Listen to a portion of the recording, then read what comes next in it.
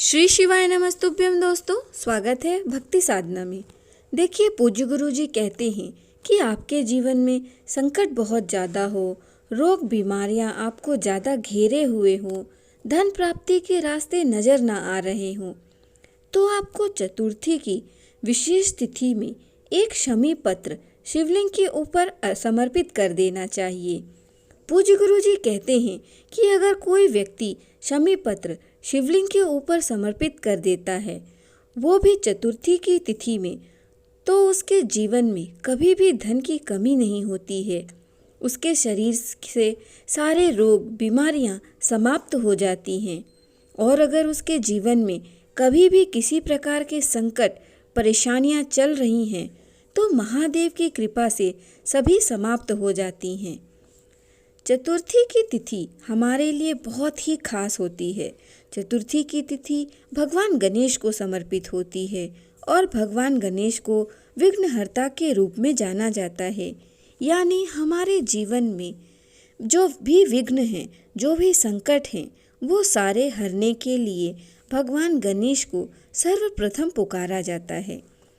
इसलिए इस वीडियो में हम पूज्य गुरु जी द्वारा बताए गए बहुत ही खास उपायों के बारे में जानेंगे, जो कि चतुर्थी की तिथि में करना है। तो चलिए आइए जानते हैं उन्हीं उपायों के बारे में। दोस्तों, पहला उपाय धन प्राप्त करने का है और रोग बीमारी को छुटकारा पाने का है। दोस्तों, यह उपाय इसलिए बहुत खास है क्योंकि पूज्य गुरु जी हमेशा धन प्राप्ति का अलग उपाय बताते हैं और रोग बीमारी का अलग उपाय बताते हैं, लेकिन इस उपाय से आपको दोनों ही प्राप्त होगा, यानी धन भी प्राप्त होगा और रोगों से भी मुक्ति मिलेगी। इसके लिए आपको ले लेना है 9 शमी पत्र और फिर इस शमी पत्र को लेकर आपको पहुंच जाना है शिवालय। जब आप शिवालय पहुंच जाएं तो जो आप 9 शमी पत्र ले आए थे, उनमें से 5 शमी पत्र आप गणेश जी के स्थान पर अर्पित कर दें और ओम गण गणपते नमः का स्मरण कर लें। 3 शमी पत्र आप शिवलिंग के ऊपर समर्पित कर देंगे और ओम नमः शिवाय का आप जाप कर लेंगे। जो 1 शमी पत्र बचेगा, उसे आपको शिवालय की चौखट पर बाहर से अंदर की ओर जाते समय आपके दाहिने राइट हैंड साइड पर आपको वह शमी पत्र समर्पित कर देना है और एक दीपक ले जाना है, गोल बाती वाला। उस दीपक को आपको प्रज्वलित कर देना है और भगवान गणेश के बहुत ही प्रिय नाम मयूर ध्वज का आपको स्मरण करना है और अपनी मनोकामना कहते हुए वह शमी पत्र वहाँ समर्पित कर देना है। आपके जीवन में जो भी संकट है, परेशानी है, वह दूर होगी, धन प्राप्त होगा और रोगों से मुक्ति मिलेगी। चतुर्थी की तिथि में यह उपाय आप सुबह या शाम किसी भी समय कर सकते हैं। चलिए आइए जानते हैं दूसरे उपाय के बारे में।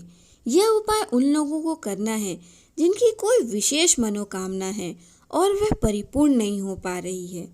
तो आपको एक बेलपत्र ले लेना है।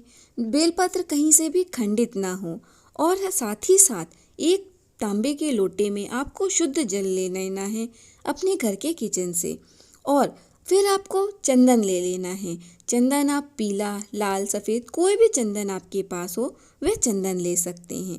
अब ये तीनों सामग्री लेकर आपको पहुंच जाना है शिवालय।